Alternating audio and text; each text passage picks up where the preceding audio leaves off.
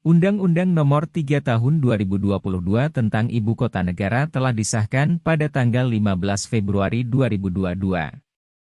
Hal ini menandakan bahwa rencana pemindahan Ibu Kota Negara, Nusantara, dari Jakarta ke Penajam Pasir Utara, Kalimantan Timur, kian nyata.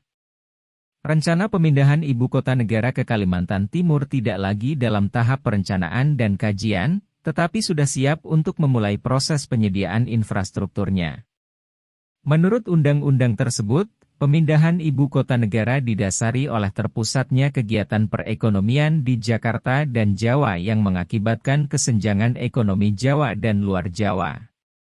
Selain itu, terdapat hasil kajian yang menyimpulkan bahwa Jakarta sudah tidak lagi dapat mengemban peran sebagai ibu kota negara.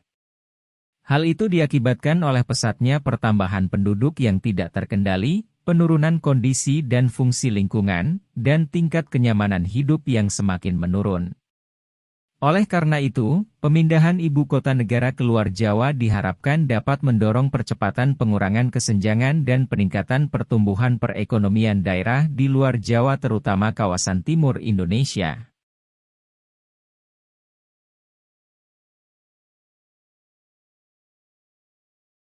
Pertanyaan kita sekarang adalah, apakah pembangunan Ibu Kota Negara atau IKN Nusantara sudah mulai dibangun dan kapan siap ditempati? Terlebih Pak Presiden telah meminta agar perayaan 17 Agustus tahun 2024 sudah bisa dilaksanakan di IKN Nusantara. Mari kita lihat bagaimana progresnya sampai saat ini menurut informasi digital yang beredar di dunia maya.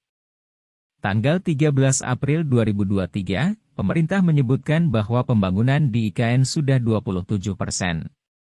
Sumber yang lain menyebutkan progres baru sampai 25%, tetapi Istana Presiden sudah sampai 8% progresnya.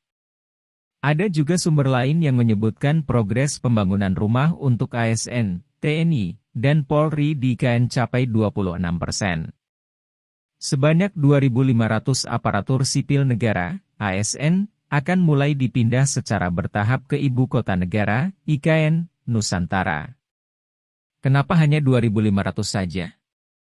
Karena dari 47 tower rumah susun, apartemen, hanya 12 tower saja yang akan selesai fully furnished siap untuk dihuni pada Juli 2024. Sisanya, akan selesai Desember 2024. Jadi dari daftar sebanyak 16.990 ASN, TNI, Polri, terdiri dari 11.200 ASN dan selebihnya personel TNI, Polri, sesuai rencana awal pemerintah, yang diberangkatkan awal mulai Juli 2023 hanya 2.500 diantaranya. Sisanya akan menyusul setelah rumah susun atau apartemen siap. Apakah Anda termasuk namanya? Pertanyaan selanjutnya adalah, apakah hanya cukup dengan fasilitas rusun, apartemen yang full furnished saja untuk siap huni? Tanpa melihat kondisi lingkungan sosial, ekonomi dan infrastruktur sekitarnya seperti pusat perbelanjaan, pusat pendidikan, rumah sakit, pusat olahraga, pusat kuliner dan lain-lain termasuk kesiapan insentif tambahan bagi ASN yang rela berkorban menempati daerah baru dengan masih minimnya infrastruktur. Jangan sampai seperti pegawai otorita IKN-nya. Belum dibayar gajinya sampai berbulan-bulan. Kan merana, ia kalau punya tabungan, kalau tidak, waduh, nanti ada di berita ya ASN di IKN jual pakaian bekasnya untuk menghidupi kebutuhannya, kasihan Kaan. Kesuksesan memang butuh pengorbanan, tapi jangan sampai rakyat kecil ya Pak Presiden dan Bu Menteri hehehe.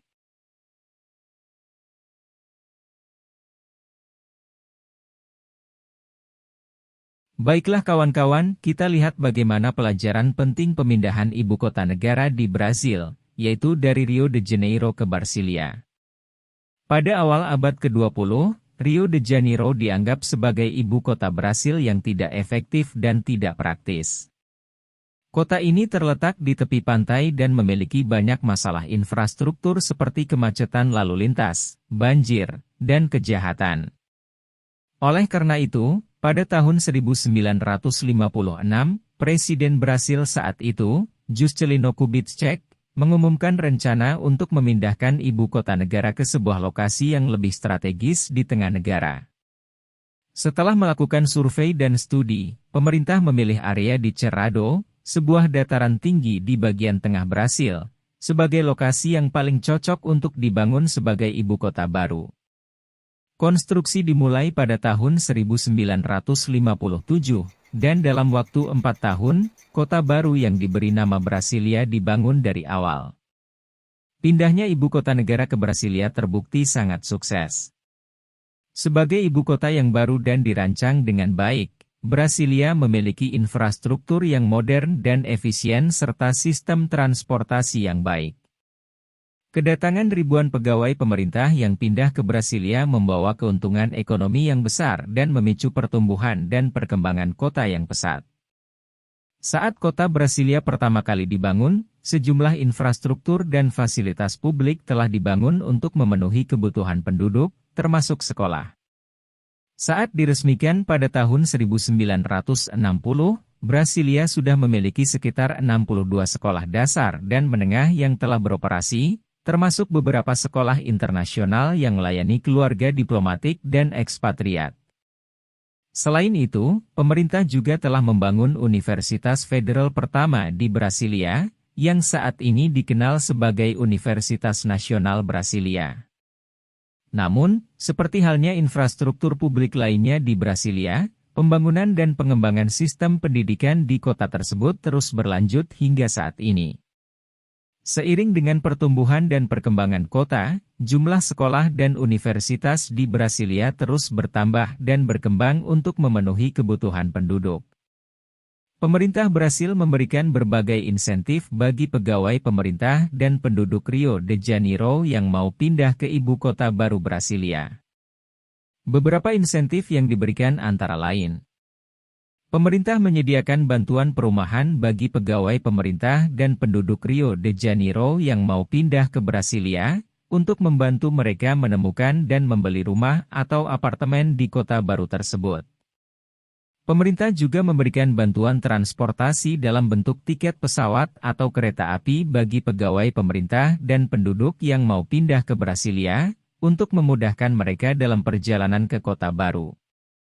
Pemerintah memberikan kesempatan bagi pegawai pemerintah dan penduduk Rio de Janeiro yang mau pindah ke Brasilia untuk mendapatkan pekerjaan dan posisi pemerintah di ibu kota baru. Hal ini membantu mereka memperoleh penghasilan dan menyesuaikan diri dengan lingkungan kerja baru.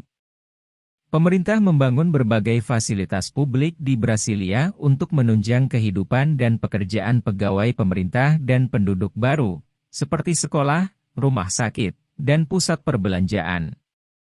Pindahnya ibu kota ke Brasilia juga memberikan keuntungan politik bagi Brasil.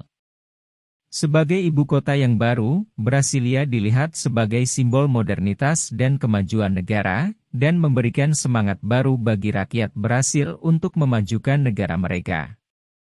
Pindahnya ibu kota ke Brasilia juga memperkuat persatuan dan integrasi nasional Brasil, dengan memperpendek jarak antara wilayah yang berbeda dan meningkatkan aksesibilitas. Secara keseluruhan, pindahnya ibu kota negara ke Brasilia adalah sebuah kesuksesan besar bagi Brasil. Brasilia menjadi salah satu kota paling modern dan maju di Amerika Selatan, dan memberikan dampak positif yang besar bagi pembangunan dan kemajuan negara Brasil.